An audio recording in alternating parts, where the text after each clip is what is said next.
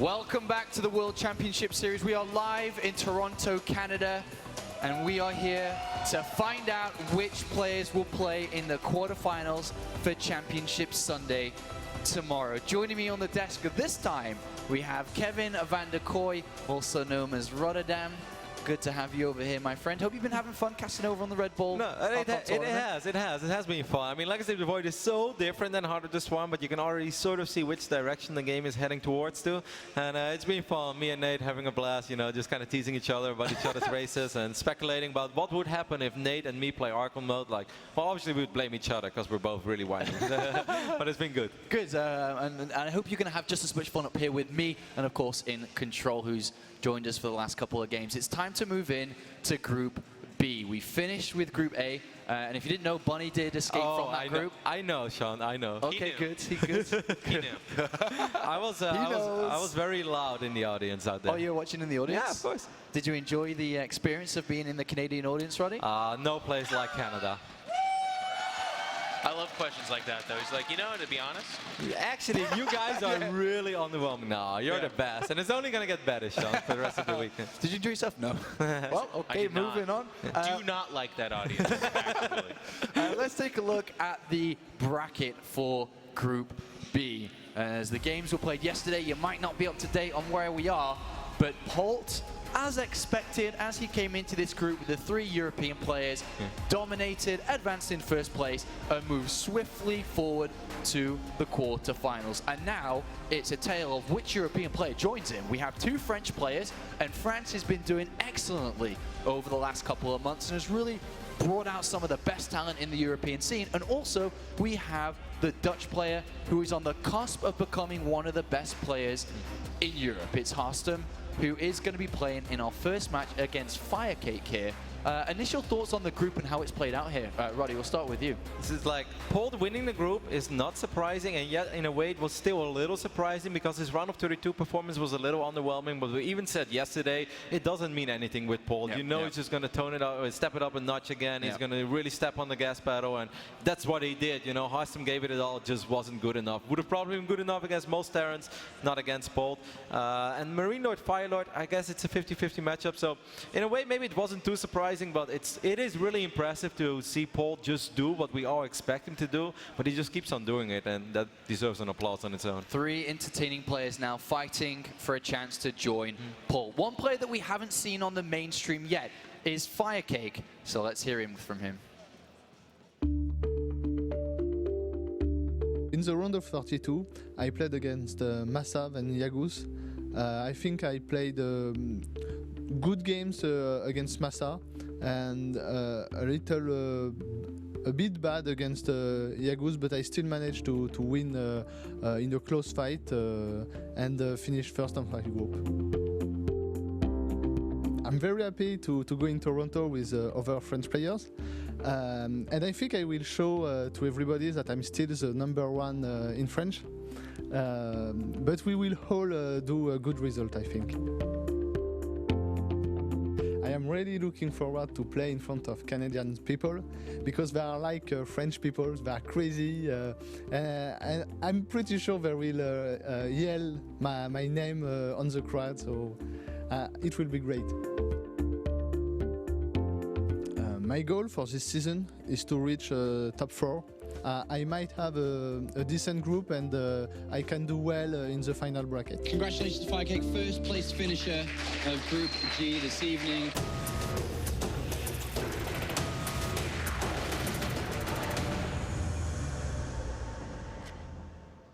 First place finisher in the round of 32 indeed, and he's been playing and performing very well within the WCS over the last couple of months. And when you look at FireCake here, he hasn't got the best reputation in the pro community outside of that, but at the end of the day, reputation isn't everything. He is skilled, he is very good at playing StarCraft. And Roddy, a lot of people, especially with changes that have come into StarCraft 2 recently, the Swarmos was one of the biggest changes to the game as of recent times. When this change came in, everybody said FireCake is done. That was his unit, that was his core strategy. When that is gone, so is he. He is still here, and he's in another top 16. No, I really like that you bring it up, because that is just the case. You know, people were saying like FireCake is just an abusive Zerg. He's only relying on Swarm modes. As soon as they change that, you know, we're going to see that he's just a patch Zerg. But it turned out it's wrong. He's doing better than he's ever done before, and people wonder like, well, why is it then? I guess even if you learn only how to play a certain style, you start becoming so good at it that even when you take away that unit, his mechanics, his fundamentals were still there. If you compare his creep spread to most other Zergs out there, I know it's like an old story to compliment a good Zerg about his creep spread, but he's very good at it. Even when the Terran is actively trying to deny it, like his mechanics are very solid all around. Whenever you see a 20-25 minute game, if you give him freedom, he will capitalize on that freedom. And I must say, you know, I was a little bit on that train as well. I kind of thought that he was only a Swarm Modes player, but he proved me wrong, and he's showing that he's very well all around. FireCake, being an all-round player, is also one of 3 French players to make it to the top 16. And for a very long time here in Control, we haven't really had a country that stood out above the rest in the European scene. And today, in 2015, it is France. 3 players in the top 16, more so than any other country. Holland's coming in second place. We're coming though. Can't forget, when Roddy gets back on the... when Roddy qualifies for WCS, when he's not up here on the desk, they're going to have 3 out of 3. But right now, it is France. Lilbo, Marine Lord, and of course, FireCake. Fighting between each other, the French scene is fantastic as well, and it really is bringing out some of the best talent in the European scene. Well, absolutely, and they're kind of chasing after the legend that is Stefano. I know that's kind of a strange comparison to make, but they are all Frenchmen, and he was inarguably, for a long period of time there, the absolute best foreigner, and he would topple a lot of the best Koreans too to win the biggest tournament. So they have something to look up to, and they know it is possible. I think that's a really cool example of, they're like, you know, we played with him in the same scene, and yeah, he beat all of us, but there was a time where he didn't necessarily. He comes from Warcraft 3, which Rotterdam knows very well. And right now, they're the strongest scene. They're talking amongst themselves. Something that Pig talked a lot about too, which I really like. There's this misconception that because StarCraft is a 1v1 game, everyone's by themselves. Not really. It's actually like chunks of communities, either by nationality or just play groups. So it's really cool to see a country come together like that. And we're very close here to potentially having 2 French players in the round of 8. This has never happened before. This is a very big moment for France. They have 2 French players playing in this group, Marine Lord and FireCake. You've got Harstem, the kind of guy in the middle between them. Lilbo's already dominated Which is a French flag inverted, by the way. It's basically might as well be French. The Dutch are basically the French. No, I would like to say the other way around. Thank you very much, gentlemen. It's time to introduce the 2 players to the stage. Gentlemen from the desk, we've been waiting so long, you've kept us waiting for this match here in Group B. First up, as we've been discussing, it's the renegade of StarCraft 2 right now, flying high but riding solo, hailing from France and representing Punchline ESC, it will be FireCake.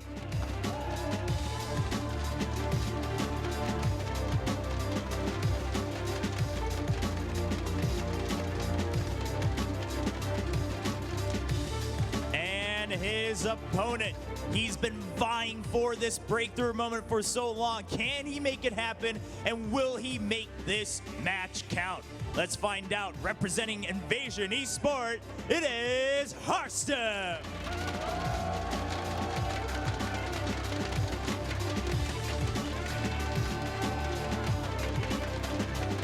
The crowd can't wait any longer, so players, please shake each other's hands, enter your booths, and get ready for your match to see who moves on to the final match of Group B. Once again, thank you very much, Chobra. I am very happy to have you here doing an excellent job on the hosting side of things. Harstem. Let's talk about Harstem here, boys, because we've talked a little bit about FireCake.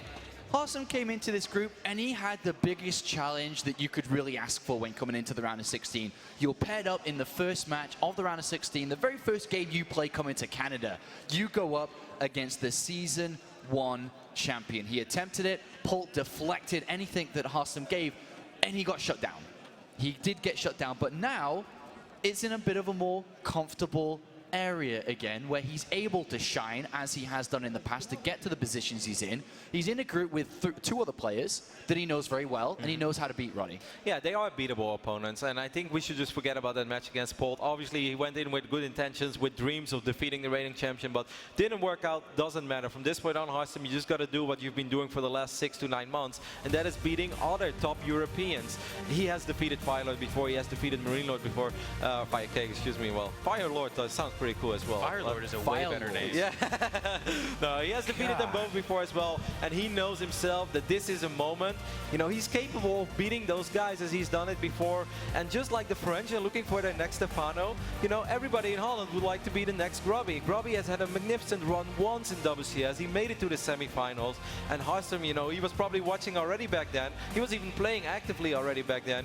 He would like to be the next Grubby, and you know. And while we're on Harstem, there's a very, not quite the same size and same scale, but there is also a very tight-knit, passionate scene in the Netherlands as well, Roddy. No, and we've got great players, man. We've got events popping up left and right. The DSCL is doing some great work, and we've got a very strong Terran in U-Thermal, so we're basically very well represented. We got Harstem for Protoss, Red for Zerg, we got Yona, strong Zerg as well, so we are really coming up as well for such a small nation. It's definitely something to be proud of, but this is Harstem's moment. He's been the one that's been knocking on the door for the longest. Of course, Red was shining like a bright star in 2011, 2012, but the last 2 years, why is that funny, Sean? Because I love how you throw song lyrics into this so easily. Well, what do you say? I'm a fan of Paris Hilton. But it's true. Harstem has been knocking on this door for a very, very long time, but he hasn't entered yet. FireCake, in a very similar way to a lot of the players that we have in the scene in this tournament, are so close to actually opening that door and breaking through to where Bunny is, to where Snoot is. FireCake is another one of those players here, Jeff, as he isn't on top of the scene, but he has the potential to be that guy. If he beats Harstem here, he beats Marine Lord, he goes to the top 8. That is a great story for him. Absolutely, and you know we've talked about kind of the French background, but really making it to the round of 8, that's the kind of performance that people do actually talk about in the next WCS season. And the next year, they're like, you know, he was a round of 8 WCS season finalist. Like, that's actually an incredible record. So that aside, I'm also excited too because as an expert in bad manner Zergs, you need to win to maintain that notoriety and to be really good. Winning's not necessarily everything. He's got it though, and he's going to want to win here because we didn't get to see his performance. This is his first time on main stage. Yep. He's got to do it here. Cactus Valley is going to be our first map, as we saw the map videos on screen real quick. Cactus Valley is an interesting map. A lot of Zergs like to veto it, and if you guys wonder why, it's a map that's large but has a ridiculous amount of choke points. And if there's one similarity between Harstem and the Frenchies, is that he got his PvZ inspiration of the other French Protosses. Petit Drogo and Lilbal, known for the Sentry Blinkstalker. Harstem is a mirror image of that style. He does nothing else, so it's a really cool idea as well because he knows how to do this style. On the other hand, FireCake plays against those guys all the time, so he probably has an answer to it. So how is this going to unfold? I actually have no idea, because obviously Harstem knows as well that he knows so much about that style. So what is the biggest point, for either one of you can answer this, what is the biggest point we must be looking out for here? Is it the aggressive pushes coming out from Harstem? Is it the creep spread, for example? What is the most important part of this matchup on this map? I think in short, it's third bases, to be honest with you. Like, is Harstem going to go for 2-base hardcore aggression, or is he going to get that third base and then secure it? Zerg meta right now is all about either all-out cracking that third base or allowing them that third base, but then the tech that comes from that third base getting countered hard. So how are they going to play it? What do you think, Roddy? Yeah, it's a map with a lot of choke points, but there is need one moment where Zerg can possibly get a great engagement is when Protoss is trying to establish that third base. There's often a wide open area right next to it. That might be the moment for Roaches and Hydras to really just, you know, bust it through and just break down that Protoss wall. Because once Harstem stabilizes on 3 bases, you know, Red said this very well, you're going to have those little hallucinated phoenixes above every single move you do for the rest of the game. And it's not fun playing Zerg if Protoss knows every single thing you're going to do. So I think we're going to look forward to one big fight around that third base, like Jeff said, either right before it's up or right after it's up, and that's where FireCake has truly make the difference. All right, thank you very much, gentlemen. It's time for a battle between flags that should be upside down and flipped around. It's time for France versus Holland in FireCake versus Harstem. Thank you very much, Sean and Jeff and Roddy. Are you guys very well educated on Protoss versus Zerg? But Huck, we have a pretty interesting matchup ahead. You know, there's 3 non-Korean players left in this group, 2 being French. Harstem's the odd man out.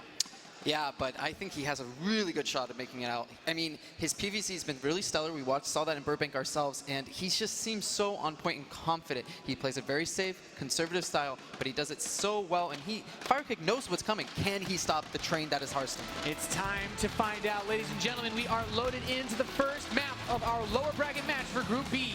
In the bottom right position, the blue Zerg, the French player from Punchline, he's FireCake.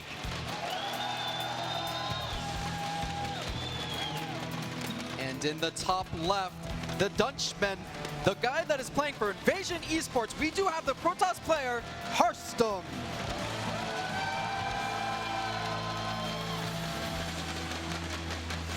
Do you think Harstem smells fear? Feels fear? I don't think Harstem's the kind of guy that goes into a match like this with anything other than brazen confidence. That series, I think Roddy made a really good point against Polt. You go up against the champion, and anybody in this tournament that defeats the champion from Season 1 is going to be, lauded for that upset, taking down the guy that's looking to go for that repeat. You can't be disappointed when you come into this as, someone that shouldn't, in the first place, be expected to make it that far, but also defeating a guy like that. Yeah, and he didn't actually seem nervous at all. He seemed to have a committed plan. He knew what he was going to do. He executed it. Of course, he did lose to Polt 0-2, but it didn't seem to really bother him too much. Yeah, and FireCake is the kind of guy that kind of really doesn't seem to mind too much what other people say about him. He kind of just does his own thing. A lot of the discussions you've heard from players, he doesn't practice a lot with too many other players. But already on this map, I think we've seen something a little bit unusual out of the Zerg player. Do you have any experience with? Basically, he's kind of taken his bases in a weird order. Yeah, so what will end up happening, hopefully for FireCake, is that he wants the probe to come, see the natural timing, and then expect something different. He wants the probe to come in, see that hatchery, know the timing, because Harstem is a very experienced player. He does look at those timings. He does know what HP that hatchery should have, where the creep should be when the probe arrives to know what opening he has. So he sees the hatchery at the natural, goes into the main base. That's what FireCake's hoping for, and hopefully he will kill the probe before it sees that third hatchery.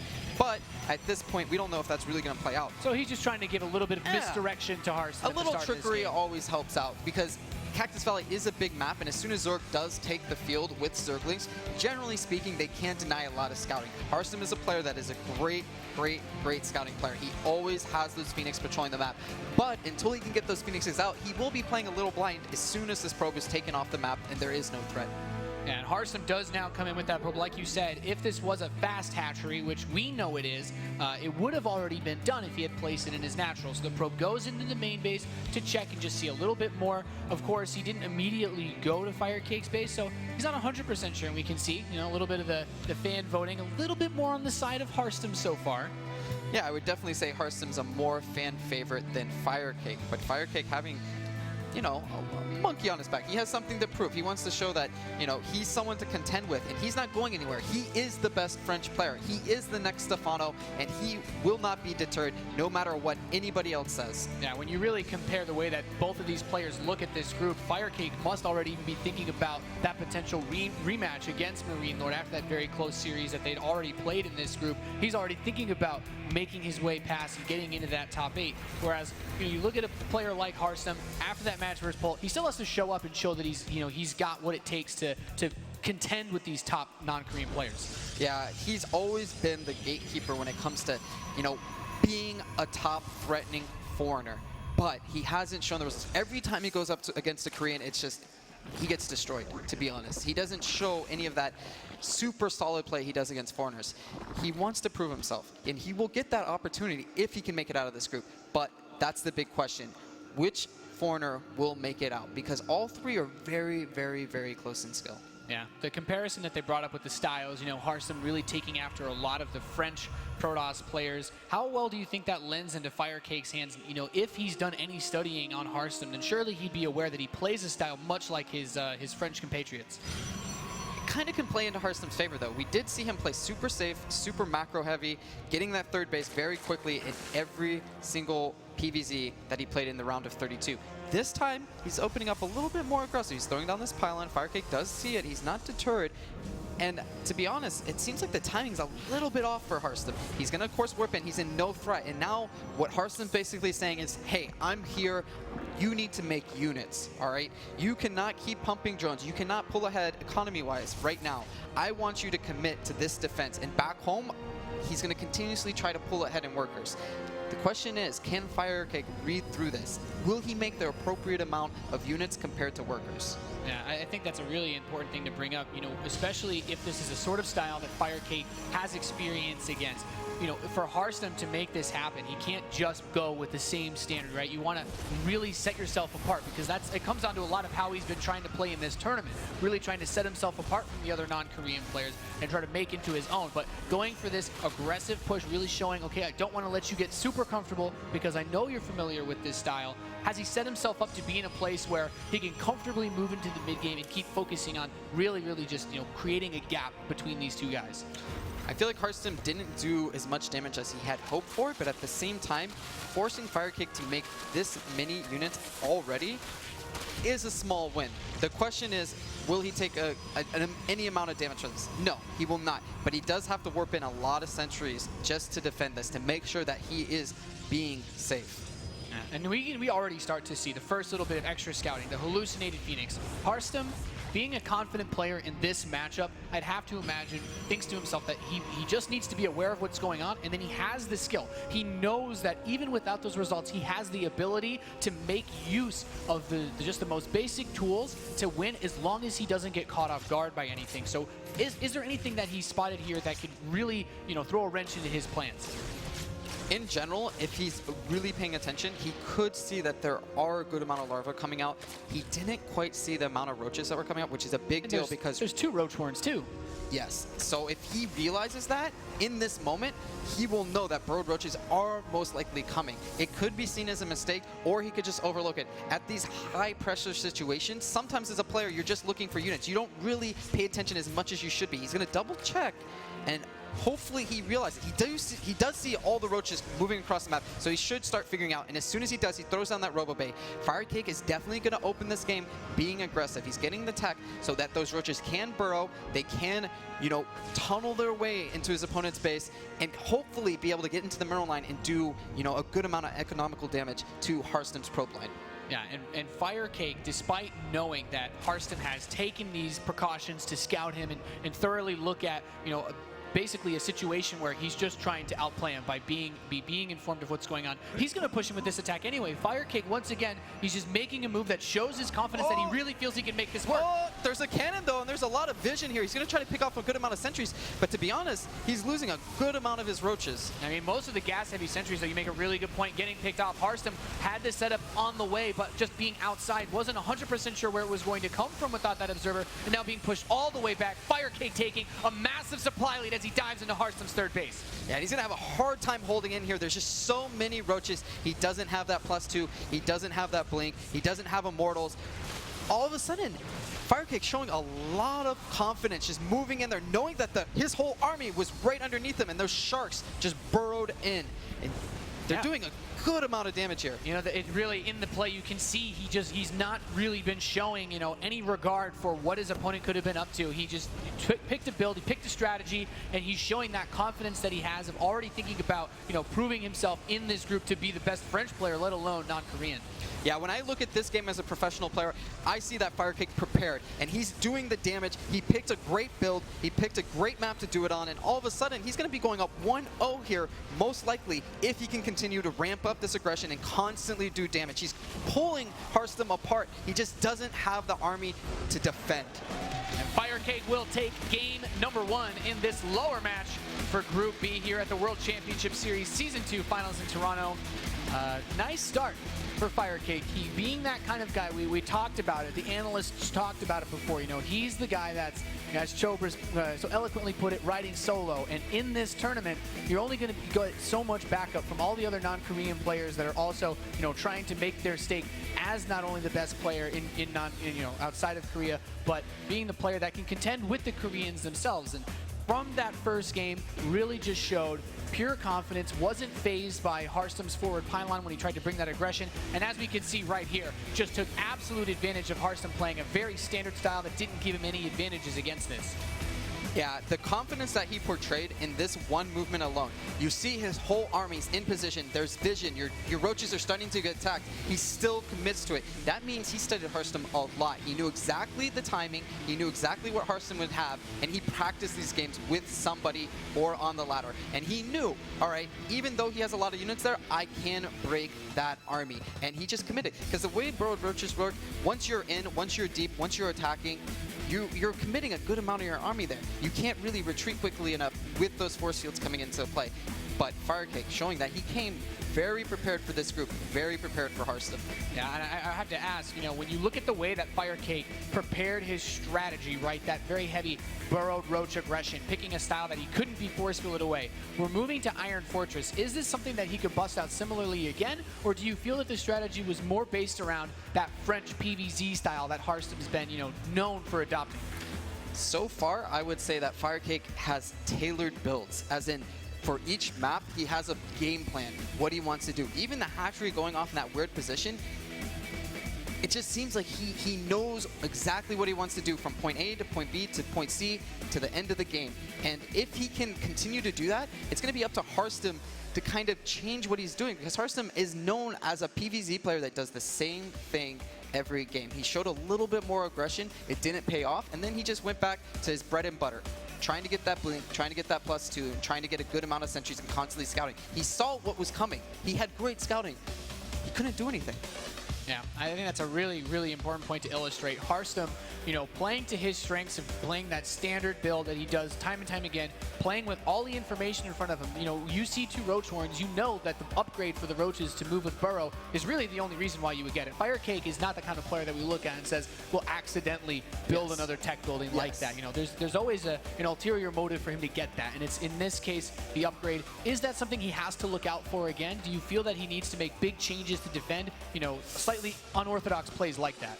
I feel like he needs to either commit to his normal macro style and not take any risks at all and just say, I'm the better player, I will beat this guy, heads up or not. He can know that I'm doing it, doesn't matter. Or he needs to take a bigger risk. Doing that small, semi-aggressive pylon sentries, losing a few units, isn't really worth it for him. He needs to stick to his guns. Well, perhaps we'll have to see Harstem decide to take that role as the player with the overwhelming confidence, as we have a very nice position here, loading into game number 2 for our blue Zerg player, spawning in the northwest position of Iron Fortress. Up 1-0, he's FireCake.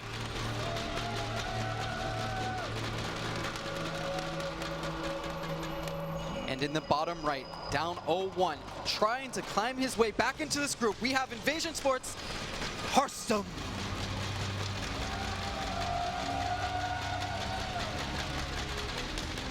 Now you've seen a lot of Harstem's games. You've had opportunities to play with him, to play against him, to watch his games, and to study his replays, everything that he's done over the course of this year, where a lot of people have said his results have improved. He's become more consistent. Does Harstem, in the back, you know, when you watch his play, do you see the confidence that he really feels he can win against FireCake, or does that towering, just that unshaken, you know, boldness that FireCake picks in his strategies, is it too much for him to overcome? It's hard to say from that last game. This game, with the openings, if we see Harstem just go for his normal builds, I think that he feels very confident in a normal game he will beat FireCake. But at the same time, he needs to mix it up at some point. As this tournament goes on, he's going to continuously play better and better players. You can't keep doing the same thing every matchup and every set. You need to mix it up, especially as the opponents get tougher. In Burbank against IA, okay, maybe. But against FireCake, who's a top player, a top Frenchman, which is arguably the top country outside of Korea, you need to bring something more. Yeah, I think it's been very interesting, you know, just off the way that you said FireCake tailored his build, especially knowing and studying Harstem, knowing that he plays that style that the French Protosses play. And, you know, one of the coolest things, of course, you mentioned that France being quite big in StarCraft outside of Korea, is that they have a lot of these tournaments where the French players will get together and they'll play against each other all the time, whether or not they're practicing. So he does have practice against those styles. And you know, as a community, I feel like this is the kind of thing that gives players like FireCake the opportunity to become good enough to make these deep runs.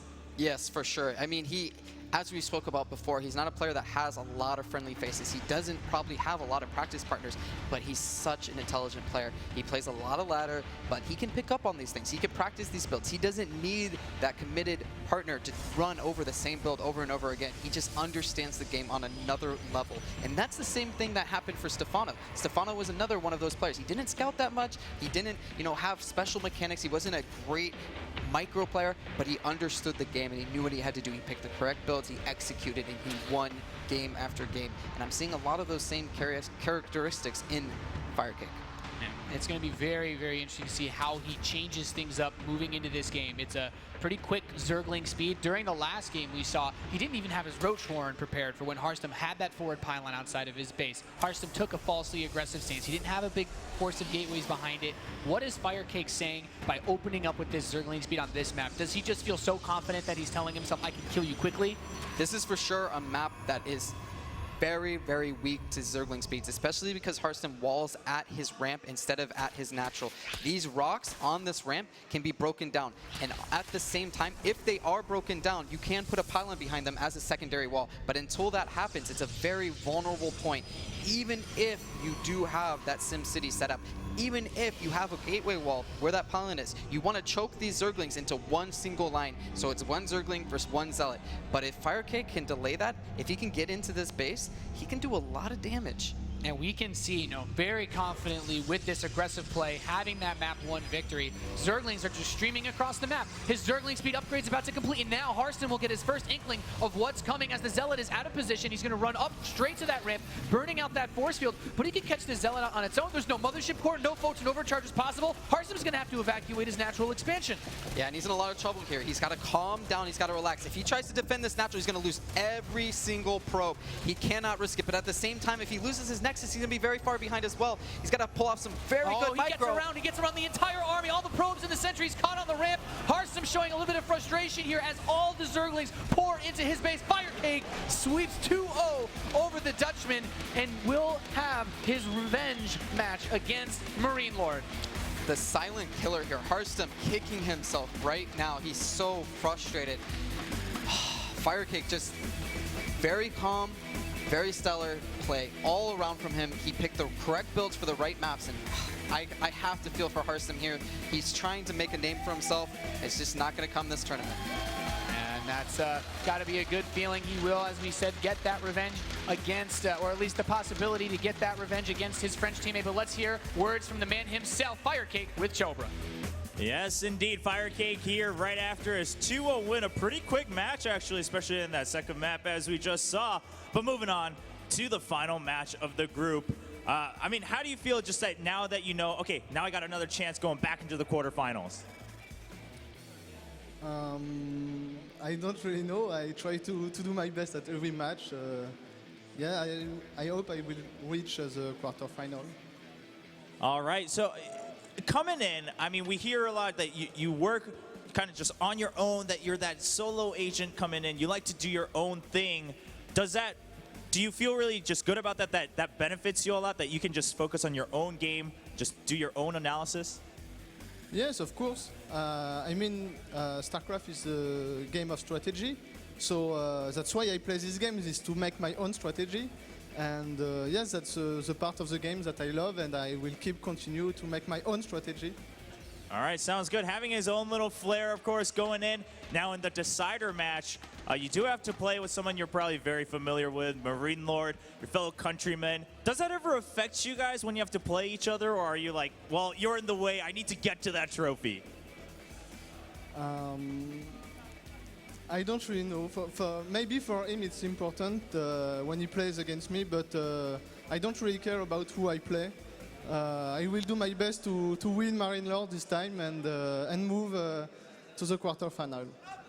All right, ruthless FireCake right here going for that quarterfinal. We'll find out shortly in that quarterfinal match.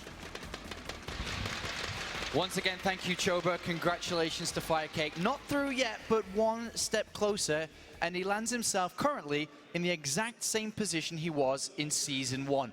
One game away from qualifying to the top 8. Unfortunately, last season, he was in this position against Polt. It's a little bit easier this time. It is Marine Lord. But before we talk about FireCake, before we talk about FireCake, Harstem devastated. And there's support there for Harstem out in the crowd. A nasty loss. It's a really stinging loss, that, Roddy. It's a type of loss that if this happens online 2 ladder games in a row, it doesn't really bother you too much. You're like, you know, I'm running bad. It's not really going my way. But on a tournament like this, he's been looking forward to this for many weeks, been really practicing, working towards this weekend, and he wanted to shine. He wanted to do what Lilbao did, you know, just crush his group, and he knew it was going to be harder for him. His group was more difficult, but Harstem is capable of making it out of this group. Both games, you know, games number 1, if the Mothership Core is a little bit further southwards, then maybe he sees those roaches burrow a little bit quicker. Would still be difficult. It's just smart. You know, it comes back to what we started about in the start of the series, or what we were talking about. FireCake plays against these types of playstyles all the time, you know, against the other fellow French protoses. So his approach to the series was very smart. And for Harstem, like, I think his PvZ is good, but maybe against FireCake he should have tried to switch it up. But yeah, it's a very, very unfortunate series for him. I mean, he goes back down to the bottom of the barrel and he has to climb up again and again. And this is something which in Harstem's career he's been doing for years now. And at this very moment, it's a tough beat there to be able to think that, all right, back down again, got to rebuild myself back up to the round of 16. How does someone really come back from that type of loss? We saw how much it meant to him when he lost there, Jeff. You know, one of the cool things about Harstem is that he has kind of an unrelenting positivity. Like, he'll take this loss, and you can see the emotion on him, which I think is, in a sad way, very cool. I think it's cool that he cares that much. And it's going to hurt for a while, but he's going to go home and he's going to get back to practice. He's a hard worker. Everyone knows that about him. Okay. And he's going to come back and he's going to say the same thing. Polt? Oh, easy peasy. I got it 2-0. And he should think that way, because round of 16 in and of itself is an accomplishment, but Harstem is such a good competitor that to him, this is a failure. This is a defeat. So the hope is still there. The optimism is still there. And I just hope he continues to put in the work, because he will get there eventually. All right, let's switch our focus to the winner of that now.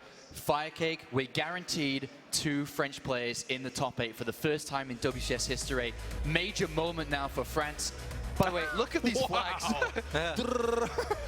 He appears twice. So FireCake will go up against Marine Lord. I'm very excited for this one. This is a budding rivalry that everybody knows about now. Marine Lord, in his interview that we played earlier on yesterday when he was introduced to stage, he said he does not like FireCake. He does not like him. He wants to beat him, and he did yesterday. The revenge match is there for FireCake to get that revenge on him, but this is a fantastic match to decide which play goes through. Countrymen, rivals, basically anyone in FireCake is a rival. But they had an hour-long match on the other stage, which, you know, there was a time where it was kind of like, oh no, not another hour-long match, but we're past that. So it's kind of cool to have the long game possibility, and I like that this is a rematch. That's what I like about this format a lot. The only reason FireCake is fighting for his life is because Marine Lord sent him down there just yesterday. So it's a nice, cool little, hey, I'm back, and I'm feeling good about it. So I'm really excited for this match. Kev, what are you, I mean, Marine Lord has called FireCake out time after time after time. FireCake's like, you know what, maybe this means a lot to him to beat me, like whatever, I don't care. And we saw it in the interview there. He's like, you know what, it's just another player, I'm going to the round of 8. What are you? I just can't imagine that. Like, I really can't imagine it. When you play against someone from the same country that's even calling you out as well, and even when you travel together, you know, it's not like they sit next to each other in the airplane and they discuss strategies. Like, apparently they didn't really speak a whole lot on a 12-hour journey to Toronto. Imagine how, you know, Blizzard and ESL buy the tickets. All right, these 2 French players, they can travel together, we'll sit them together. We'll room them together, it'll be great. And then FireCake Marine Lord pressing the button on the airplane. Excuse me, air hostess, can I move seats? No, like, you laugh about it, but like, I can't imagine it doesn't mean anything to FireCake. Even though he won't be that vocal about it over here on stage, he wants to win this, you know, at any cost. Of course, he always wants to move to the quarterfinals. That part is true. But doing it against Marine Lord, someone who's called you out multiple times, you're going to try extra hard. I'm looking forward to this match, and it is going to be coming up right after the break. The 2 French players go head-to-head, and they don't really like each other, but one of them must win. One of them will be eliminated. We'll be right back.